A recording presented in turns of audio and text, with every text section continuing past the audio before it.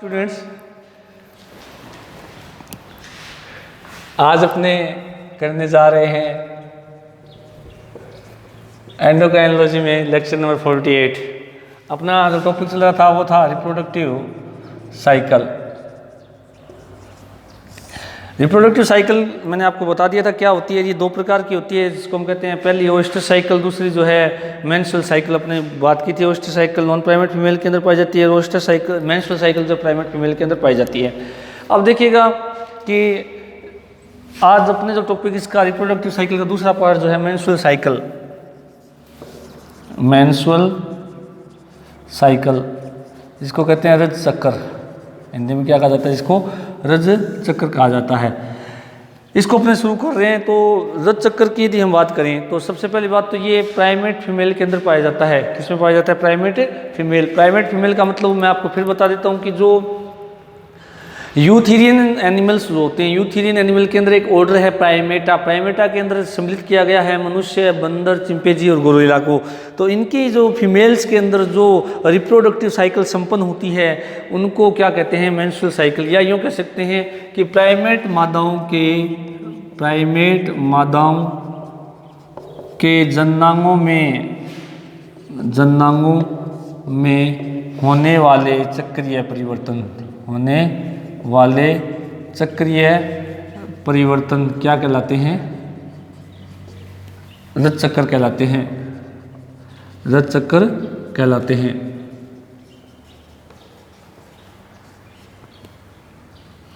अब देखिएगा कि प्राइमेट मादाओं के जननांगों में होने वाले चक्रीय परिवर्तन क्या कहलाते हैं? रज चक्कर कहलाते हैं। अब इससे छोटी छोटी मैं बातें आपको बताता हूँ कि ये रज चक्कर जो होता है ये प्राइमेट फीमेल के अंदर भी अलग अलग दिनों का होता है। मैं आपको थोड़ा बता देता हूँ। जैसे मनुष्य के अंदर ये 28 दिन का होता है। मनुष्य की जो मादाएं होती हैं उनके अंदर कितने दिन का होता है? 28 दिन का होता है। उसके अलावा जो अपने चिंपैंजी है जैसे उसके अंदर 35 दिन का होता है। तो इस प्रकार से अलग अलग मादाओं के अंदर ये क्या होता है? अलग अलग दिन का होता है। और इससे संबंधित दो तीन परिभाषाएं जिनको अपने यहाँ डिस्कस कर लेते हैं। एक आता है रजोदर्शन अवस्था।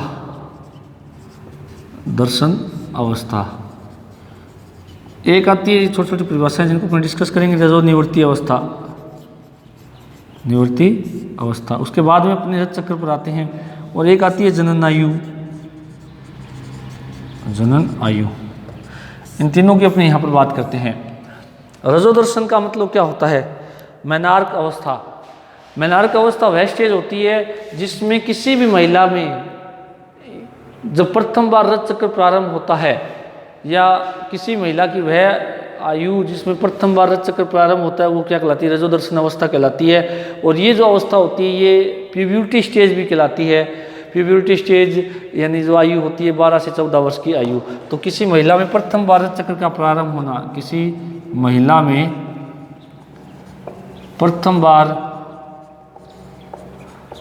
रज चक्कर का प्रारंभ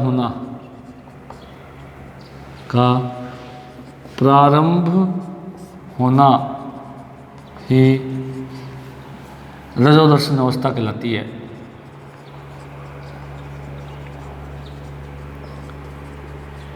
ये आयु कितनी होती है? ये आयु 12 से 14 वर्ष होती है। और इसे प्यूबर्टी स्टेज भी कहते हैं।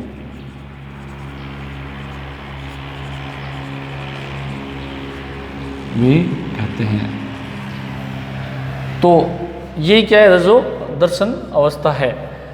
तो प्रथम बार रज चक्र प्रारंभ होगा। अच्छा, मैंने बताया था कि रज चक्कर जो है वो महिलाओं में आवश्यक है क्योंकि इसके बिना कोई भी महिला जो है गर्भ धारण नहीं कर पाती। तो प्रथम बार जब भी रज चक्र प्रारंभ होगा तो रजोदर्शन अवस्था। अब रजो निवृत्ति क्या होती है? किसी महिला की वह आयु, किसी महिला में अंतिम बार रज चक्कर का आना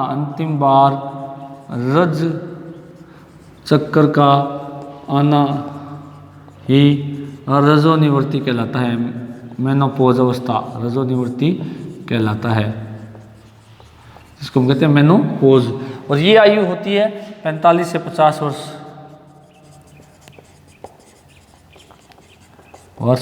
होती है। कितनी होती है? 45 से 50 वर्ष होती है।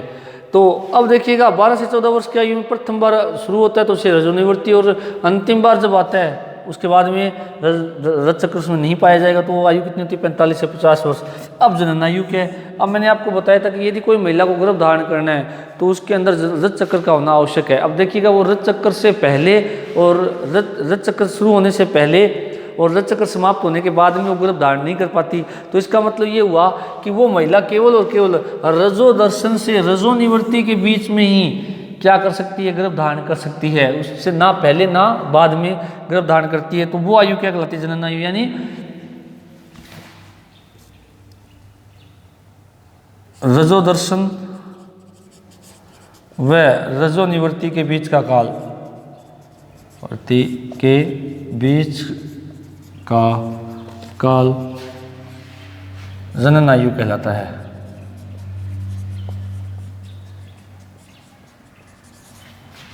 अर्थात 12 से 14 वर्ष से लेकर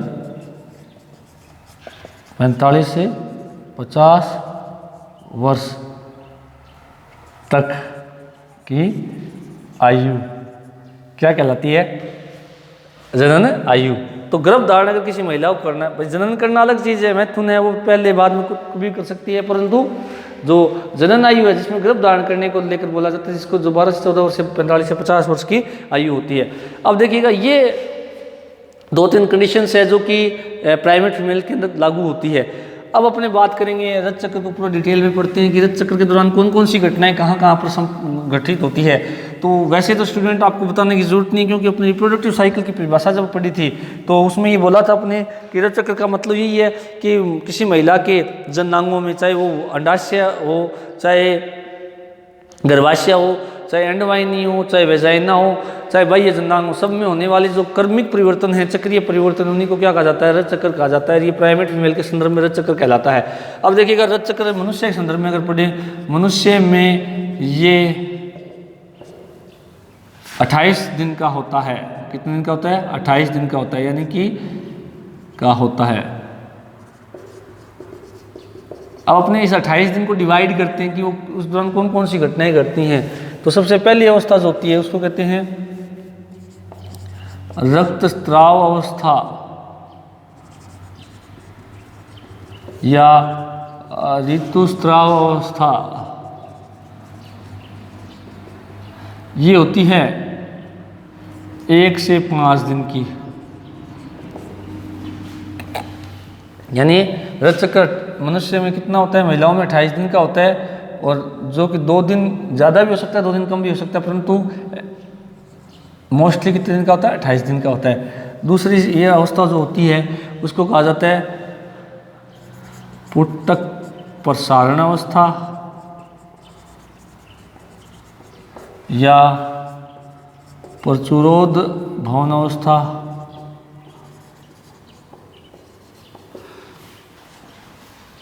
ये होती है 6 से 13वें दिन की होती है। तीसरी अवस्था जिसको कहा जाता है अंडोत्सर्ग अवस्था, अंडोत्सर्ग या ओवुलेशन अवस्था। ये होती है केवल 14वें दिन की। और चौथी अवस्था कौन सी होती है? ल्यूटियल अवस्था। कौन सी अवस्था होती है? ल्यूटियल अवस्था। ये कौन सी होती है? 15वें से 28वें दिन तक। तो ये 4 भागों में अपने इसको बांट सकते हैं। तो पहली अवस्था कौन सी है अपनी? रक्तस्राव अवस्था, जिसको मेंसेस स्टेज कहते हैं। दूसरी अवस्था प्रचुरोद भवन अवस्था, या जिसको हम पुटक प्रसारण अवस्था सॉरी, और इसका एक नाम और अपने कह सकते हैं पूर्व अंडोत्सर्ग भी बोल सकते हैं इसको। एक बात है, पूर्व अंडोत्सर्ग अवस्था, ये नाम भी मैं लिख देता हूँ, जो 6 से 13वें दिन तक होती है। 6 से 13वें दिन तक होती है। तीसरी जो अवस्था है उसको हम कहते हैं अंडोत्सर्ग अवस्था। तीसरी अवस्था कौन सी होती है? अंडोत्सर्ग अवस्था, या जिसको ओवुलेटरी फेज कहते हैं। चौथी अवस्था कौन सी होती है? सिक्रेटरी से फेज, या जिसको ल्यूटियल अवस्था भी कहते हैं। अब देखिएगा कि ये चारों अवस्थाएं, अब देखिएगा पहले से 5वें दिन, फिर छठे से 13वां दिन, फिर फिक्स 14वां दिन, फिर 15वें से 28वां दिन। 28वें दिन के बाद में क्या होगा, पहली अवस्था आ जाएगी। यानी कि क्या होता है कि चौथे दिन के बाद में पहली अवस्था आती है, उस पर कुछ कंडीशंस है जो अपने डिस्कस करेंगे कि चौथे के बाद में पहली अवस्था कब आएगी। हाँ, फोर्थ के बाद में आएगी फर्स्ट स्टेज, फर्स्ट के बाद में सेकंड स्टेज, सेकंड के बाद थर्ड, थर्ड के बाद में कौन सी आती है, फोर्थ स्टेज आती है। ये फिक्स है, इसी क्रम में चलती है, तो एक चक्कर बन जाता है, इसलिए इसको क्या कहा गया है, चक्कर। और चूंकि ये प्राइमेट फीमेल के अंदर पाया जाता है, इसको कहा जाता है रज चक्कर। और रज चक्कर की मैंने बताई थी बात आपको कि प्राइमेट फीमेल के अंदर वेजाइनल फ्लूइड है, जो फ्लूइड ने स्त्रावित होकर के क्या होता है, वेजाइना से रक्त का स्त्राव होता है। और कोई भी इसके अंदर हीट पीरियड जैसी अवस्था नहीं पाई जाती, ये ऋतु प्रजनक नहीं होती, यानी पूरे वर्ष भर जनन कर सकते हैं ये जंतु। कौन से, रज चक्कर वाले जंतु। तो ये अवस्था इसमें चलती है। अब सबसे पहले अपने बात करेंगे रक्त स्त्राव अवस्था या ऋतु स्त्राव अवस्था की। तो रक्त स्त्राव अवस्था के अंदर क्या होता है, आपको नाम से क्लियर हो रहा है, जिसको मेंसेस स्टेज कहते हैं। इस अवस्था में क्या होता है कि जो अब देखिएगा, पहली अवस्था आने का रीज़न क्या है, चौथी अवस्था का गायब होना। चौथी अवस्था जैसे गायब होगी या चौथी अवस्था जैसे लो होगी या इसके जो हार्मोन्स हैं वो जैसे डाउन जाएंगे तो पहली अवस्था आएगी। तो क्योंकि मैंने एक बात आपको प्रारंभ में बताई थी कि हमारे जो फीमेल्स के अंदर ये रिप्रोडक्टिव साइकिल जो चलती हैं, ये सारी किसके द्वारा कंट्रोल होती है, हार्मोन के द्वारा कंट्रोल होती है। हार्मोन हालांकि जो मध्य चक्र में यूज़ हो रहे थे, चाहे FSH हो, चाहे LH हो, चाहे एस्ट्रोजन हो, चाहे प्रोजेस्टेरोन हो, वो यहीं यूज़ होते हैं। ऐसा नहीं है कि वहाँ अलग है यहाँ अलग है, हार्मोन्स वही हैं, बस थोड़ा सा ऑर्गन के अंदर चेंजेज आ जाते हैं। तो रक्त स्त्राव अवस्था में क्या होता है, सबसे पहले इस अवस्था को मेंसेस स्टेज कहते हैं। इस अवस्था का आने का मुख्य कारण क्या है, एस्ट्रोजन और प्रोजेस्टेरोन हार्मोन है, उसकी क्या सांद्रता में क्या आ जाना, कमी आ जाना। अब एस्ट्रोजन और प्रोजेस्टेरोन जैसे ही कम होते हैं तो इस दौरान क्या होता है कि जो गर्भाशय का उपकला स्तर होता है वो टूट जाता है। और गर्भाशय का उपकला स्तर भी कौन सा, जिसको हम स्ट्रेटम फंक्शनलिस कहते हैं, जो कि एंडोमेट्रियम का लेयर होता है, एंडोमेट्रियम का स्ट्रेटम फंक्शनलिस जो है वो टूट जाता है। टूटने से क्या होता है कि उपकला कोशिकाएं टूटेगी, उसके अंदर उपस्थित जो ब्लड वेसल्स है वो भी क्या हो जाती है, टूट जाती है। तो टूटने से क्या होता है कि जो रक्त इकट्ठा होता है वेजाइन उसके गर्भाशय की गुहा में, वो सारा सर्विक्स से होते हुए वेजाइना से शरीर से क्या होता है 1 से 5 दिन तक बाहर निकाला जाता है। 1 से 5 दिन तक क्या होता है, बाहर निकाला जाता है। और ब्लड आता कहाँ से, गर्भाशय की आंतरिक दीवार टूटने से या स्ट्रेटम फंक्शनलिस के टूटने से आता है। अब रक्त का प्रवाह होता रहेगा। अब रक्त यदि बाहर निकलेगा तो ये इसमें मैं बताता हूँ, ये लगभग 5 दिन तक निकलता है और इसमें 50 से 200 ml रक्त क्या है, बाहर निकल जाता है। और जब निकलेगा तो इसके साथ साथ रक्त के साथ आपको पता ही है उत्तक द्रव है, श्लेष्मा है, वो भी क्या निकलते रहते हैं, बाहर निकलते रहते हैं। और ये जो रक्त का प्रवाह जो हो रहा है, इसको ये माना जाता है कि जो रज चक्र है उसका प्रारंभ हो चुका है, यानी रक्त का वेजाइना से बाहर निकलना माना जाता है कि रज चक्र है वो क्या प्रारंभ हो चुका है। तो पहली अवस्था में यही होता है कि गर्भाशय के एंडोमेट्रियम के स्ट्रेटम फंक्शनलिस का टूटना, एस्ट्रोजन उसका रीजन, एस्ट्रोजन और प्रोजेस्टेरोन की सांद्रता का क्या होना, कम होना, और रक्त का वेजाइना से बाहर निकलना। दूसरी अवस्था है पुटक प्रसारण अवस्था, या जिसको प्रतिरोध भवन अवस्था कहते हैं या पूर्व अंडोत्सर्ग कहते हैं। अब पुटक प्रसारण अवस्था, अब इसमें मैंने आपको बताया था कि जो फीमेल्स होती हैं उसके अंडाशय के अंदर लाखों की संख्या के अंदर क्या होते हैं कि प्रीमोर्डियल फॉलिकल्स पाए जाते हैं। वो प्रीमोर्डियल फॉलिकल्स क्या होते हैं, FSH हार्मोन के प्रभाव के कारण अगली अवस्थाओं में जाते हैं। किस में जाते हैं, अगली अवस्थाओं में जाते हैं, यानी प्रीमोर्डियल से प्राइमरी, प्राइमरी से वेजिकुलर, वेजिकुलर से कौन से बनते हैं, ग्राफियन पुटक बनता है। तो वो पुटक जब बनते हैं तो पुटक एक अवस्था से दूसरी अवस्था में जा रहे हैं, यानी पुटक वृद्धि कर रहे हैं, या ये कह सकते हैं पुटक जो है वो अगली अवस्था में जा रहे हैं तो प्रसारित हो रहे हैं, तो इसलिए इसको क्या कहा जाता है, पुटक प्रसारण अवस्था।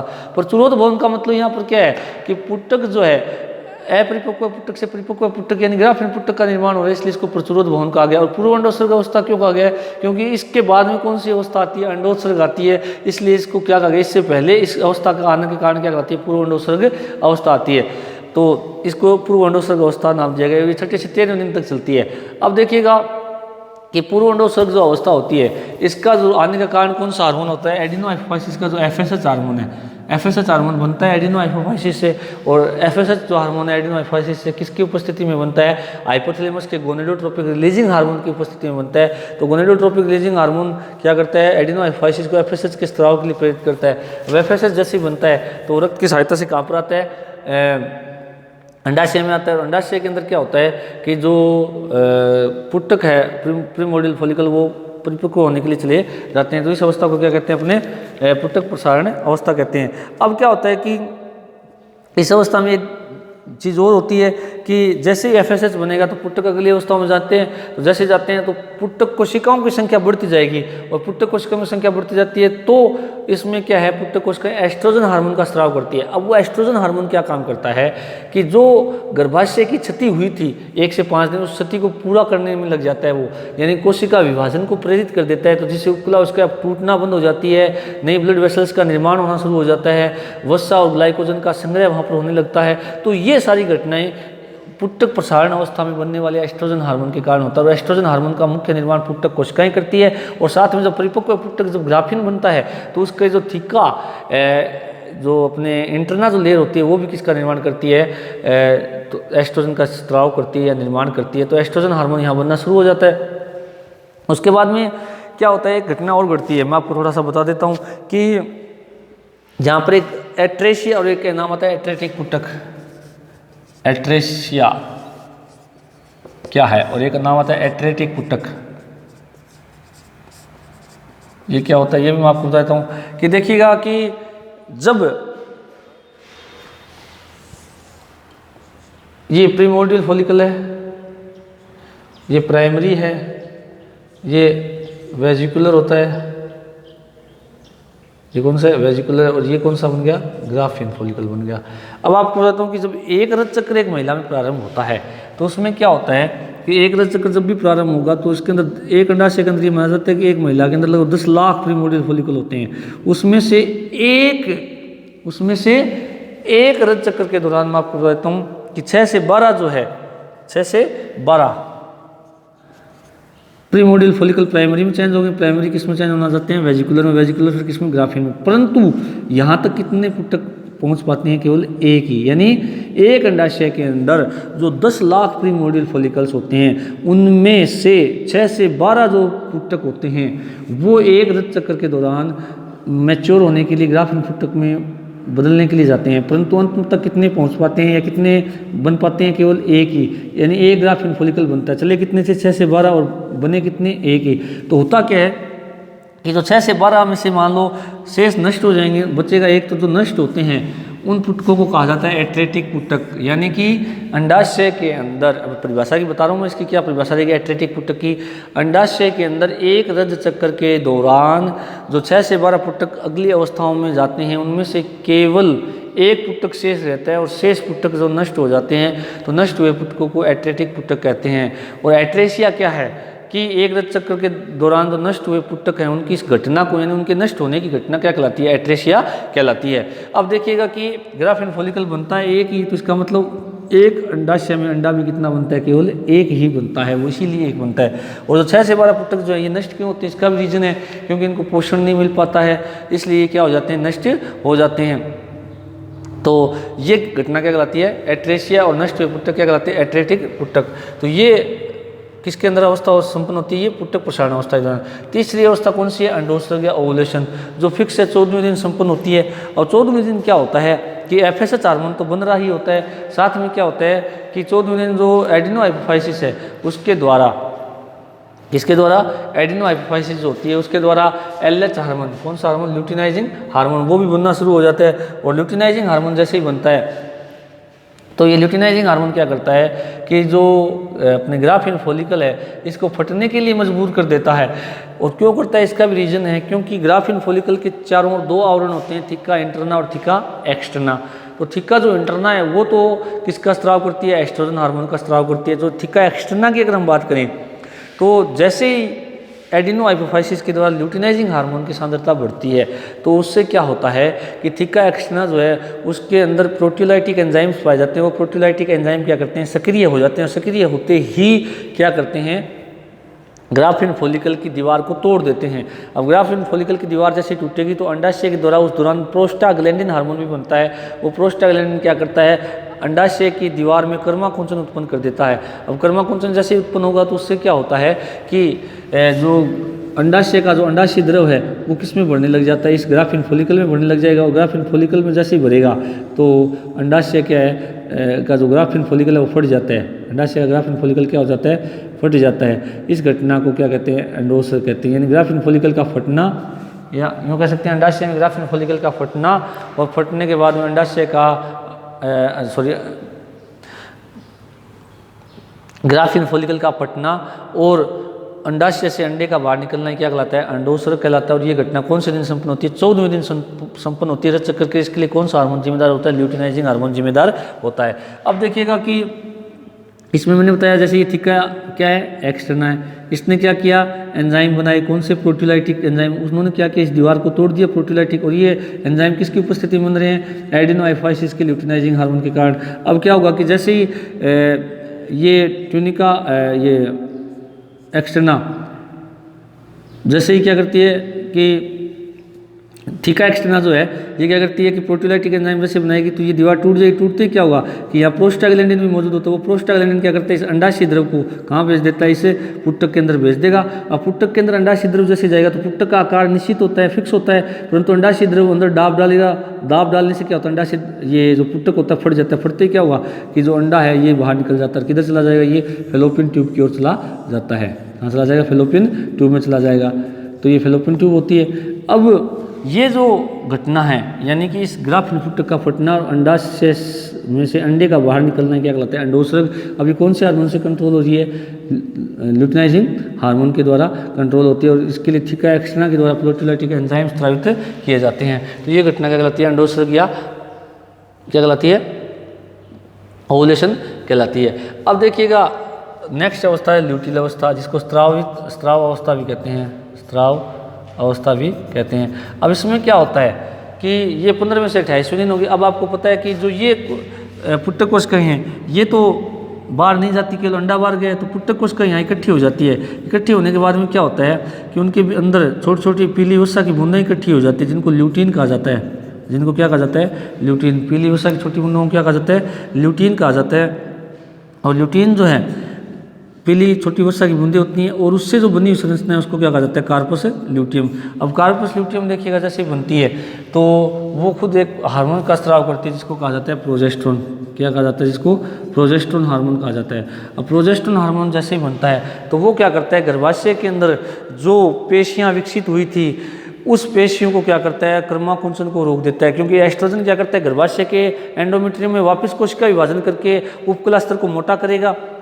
और साथ में गर्भाशय के अंदर जो एस्ट्रोजन है वो क्या कर रहा था कि आरेखित पेशियां जो होती हैं उनके अंदर संख्या में वृद्धि करके क्रमाकुंचन उत्पन्न कर देता है। परंतु प्रोजेस्टेरोन क्या करता है, उन क्रमाकुंचन को रोक देता है। और साथ में गर्भाशय के अंदर जो यूँ कह सकते हैं कि उपकला स्तर को और मोटा कर देता है, उसके अंदर सहवैनिकता को बढ़ा देता है। ब्लड कैपिलरीज के अंदर जो ब्लड सर्कुलेशन है उसको बढ़ा देता है। और श्लेष्मा वगैरह का यहाँ पर ग्लैंड्स हैं उनका क्या कर देता है, निर्माण कर देता है। तो इस प्रकार से प्रोजेस्टेरोन क्या करता है, गर्भाशय को पूर्णतया किसके लिए तैयार कर देता है, आरोपण के लिए या इम्प्लांटेशन के लिए क्या कर देता है, तैयार कर देता है।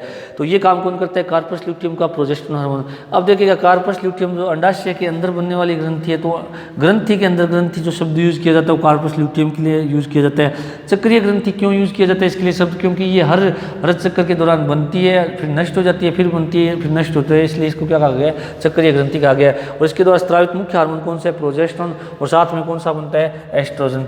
तो एस्ट्रोजन और प्रोजेस्टेरोन हार्मोन भी कार्पस ल्यूटियम द्वारा बनते हैं। और प्रेगनेंसी हार्मोन किसको कहा गया है, प्रोजेस्टेरोन को, क्योंकि जो कि गर्भाशय को गर्भावस्था के लिए तैयार रखता है। अब देखिएगा दो कंडीशन है कि यदि निषेचन हो जाता है, अब यदि महिला विवाहित है तो निषेचन होने की संभावना रहेगी। तो निषेचन अगर हो जाता है तो कार्पस ल्यूटियम कितने महीने बनी रहेगी, 9 महीने बनी रहेगी। और 9 महीने अगर बनी रहती है तो उसके द्वारा कौन सा हार्मोन स्रावित होता है, प्रोजेस्टेरोन हार्मोन स्रावित होता है। अब प्रोजेस्टेरोन हार्मोन स्रावित होगा तो क्या होगा कि गर्भाशय जो है वो गर्भावस्था को बनाए रखेगा। और यदि दूसरी कंडीशन अपने माने कि निषेचन नहीं होता, यदि महिला अविवाहित है तो निषेचन क्या है, नहीं होगा तो कार्पस ल्यूटियम 28वें दिन नष्ट हो जाती है। और किस में चेंज हो जाती है, कार्पस एल्बिकेंस नामक संरचना में चेंज हो जाती है। कार्पस एल्बिकेंस नामक संरचना में चेंज हो जाती है। और कार्पस एल्बिकेंस में जैसे चेंज होती है तो प्रोजेस्टेरोन और एस्ट्रोजन का लेवल क्या हो जाता है, डाउन हो जाता है। और जैसे डाउन होता है तो कौन सी अवस्था आ जाती है, वापस रक्तस्राव अवस्था आ जाती है। और जिसको आपने पढ़ा था कि ये अवस्था आने का कारण क्या है कि एस्ट्रोजन और प्रोजेस्टेरोन का लेवल क्या हो जाना, डाउन हो जाना ही फर्स्ट अवस्था को प्रेरित करता है। तो अब देखिएगा ये अवस्था आ गई। फिर ये अवस्था जैसे कंप्लीट होगी 5 दिन तो अगली 6 से 13 दिन वाली अवस्था आ जाएगी, और ये अवस्था जैसे कंप्लीट होगी तो 14 दिन वाली अंडोत्सर्ग अवस्था आ जाएगी, और अंडोत्सर्ग अवस्था जैसे कंप्लीट होगी तो 15वें से 28वें दिन की अवस्था कौन सी आ जाती है, ल्यूटियल अवस्था। और ल्यूटियल अवस्था किस पर डिपेंड करती है, निषेचन पर। हो गया तो 9 महीने बनी जाएगी, अगर नहीं होता है निषेचन तो ये 28वें दिन नष्ट होकर के पहली अवस्था को न्योता दे देती है, अपने ऐसे कह सकते हैं। तो इस प्रकार से ये घटनाएं किसमें घटती है, रज चक्र में घटती है। कल इसको अपन थोड़ा सा लिख करके इसको डिस्कस करेंगे। थैंक यू, नोट्स के रूप में।